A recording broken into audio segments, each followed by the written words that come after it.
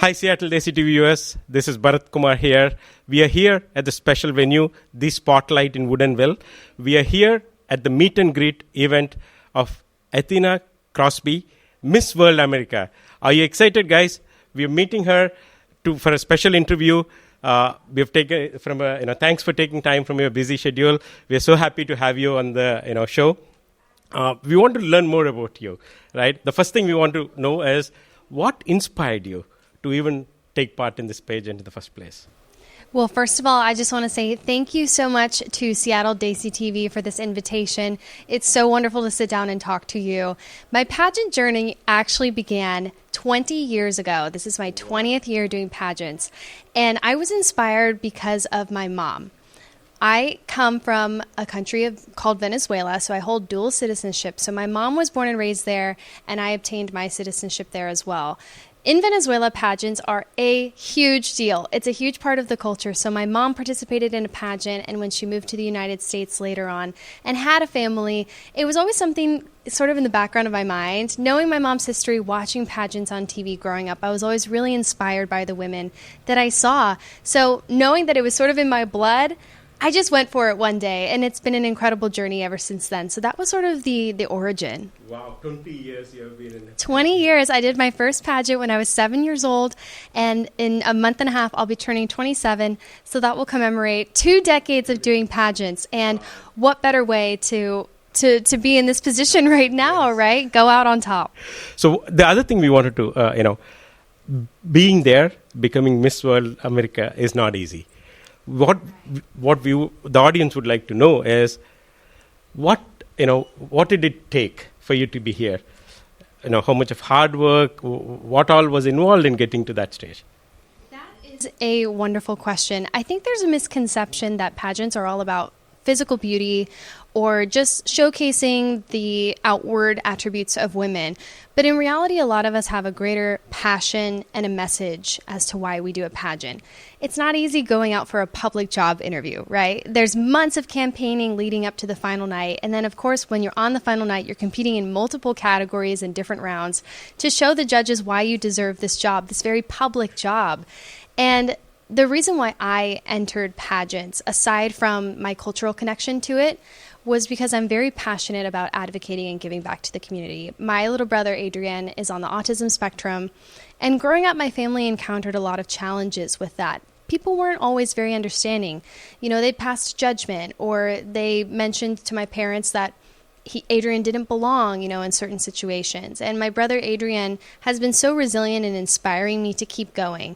And I really want to share the world his message, and that's why I'm here today.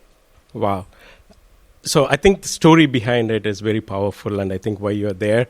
I think not only the personal story, but also what was the challenges that actually you came across when trying to become that Miss World America? Like, did you go through a lot of rounds of interviews, or what is involved in becoming Miss World America? There are many steps. The initial process is, of course, applying for the pageant and expressing your interest, and then you meet with the folks who are organizing. So in this case, it would be directors Ekta and Sanjay Saini. And leading up to the pageant, you're promoting yourself on social media and to anybody who will listen, but you're also honing in on your why, right? Like, why do I want this job? Why do I want to be Miss World America? And what message do I have that I want to share with the world?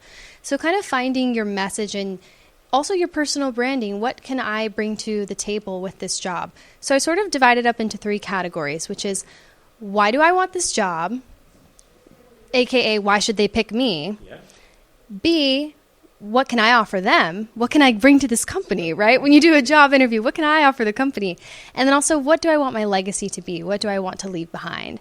So those 3 things were what I had to answer when I was figuring out, my journey to Miss World America. And then, of course, there are the world famous categories like evening gown, where you walk in a beautiful dress on stage. There's the onstage interview, the onstage question.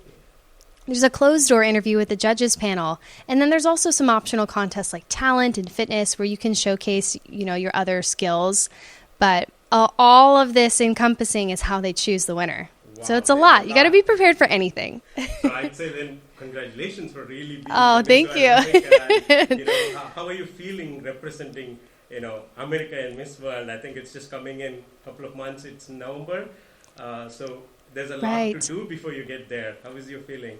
There is so much to do, and to be honest, I've never been in a position like this before. This is such a unique job that I'm sort of learning day by day as we go along.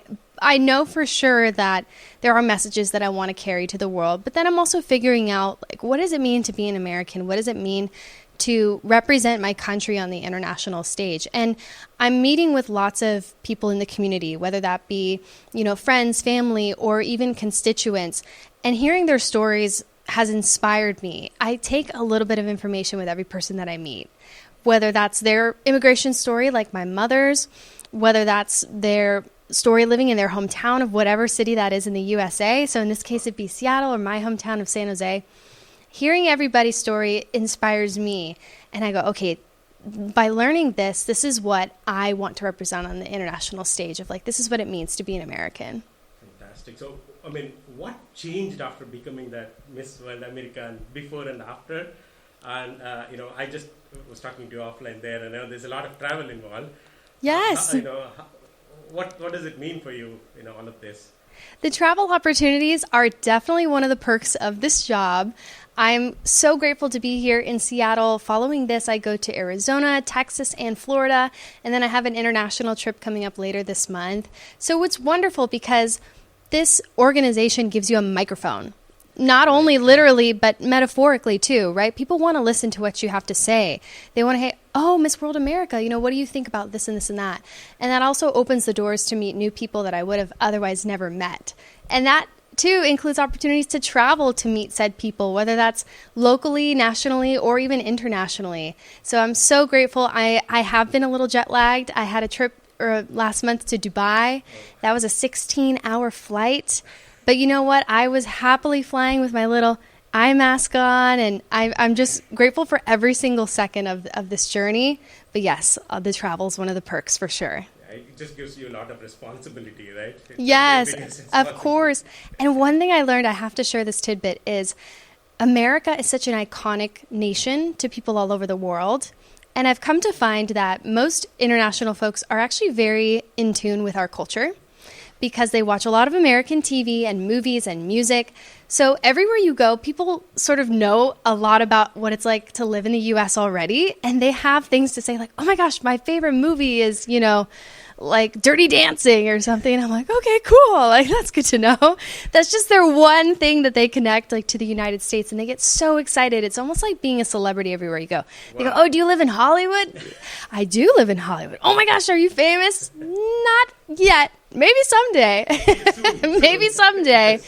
But everyone's really excited. It's such an honor to carry this country on my chest because everyone has a memory with it. That's right. We call it the American dream, right? The American dream, 100%. It's like for all the immigrants as well. So this is great. I think the other thing we wanted to share with our audience is, what is the guidance you would like to give for anybody who is working towards becoming that pageant, or even people who are saying that's not for me? Because to your point, people think that pageants are more about the beauty and they don't really connect the beauty with the purpose. So we would like to hear your view on it. So it would be good guidance for anybody who is planning to participate. I could go on and on about all the advice I could give to any young women who are aspiring to do a pageant. That is a much longer conversation. But what I will say now, just like the saying, famous Nike saying, just do it. I meet so many young women who are apprehensive about doing a pageant because they're not sure if they have what it takes, or they're a little bit shy. They've never walked in high heels before or stood in front of an audience and spoke publicly. And for that reason, they tend to have imposter syndrome, like, oh, I'm not worthy of this. I can't do it. And they let the opportunity pass them by. And if I could just give them advice, it would be just to do it. Go through with it. Even if it's just a bucket list thing for you and you want to check it off and say, I did that once in my life, you will never regret the opportunity of putting yourself out there and seeing where that door leads you, because every opportunity has multiple different avenues of where it can go. You never know where it's going to take you. So I would say, don't have imposter syndrome. Don't have that self-doubt. Don't keep it from making that decision to go through with something you've always wanted to do. I would welcome any young woman to do a pageant. I love the way you said, just do it. Just do it. Don't hesitate. Actually, I was just talking to another one of the young women in the top 5. The second runner-up, her name's Anne. She lives in New York. And this was her first pageant ever. And I go, how in the world did you find this pageant?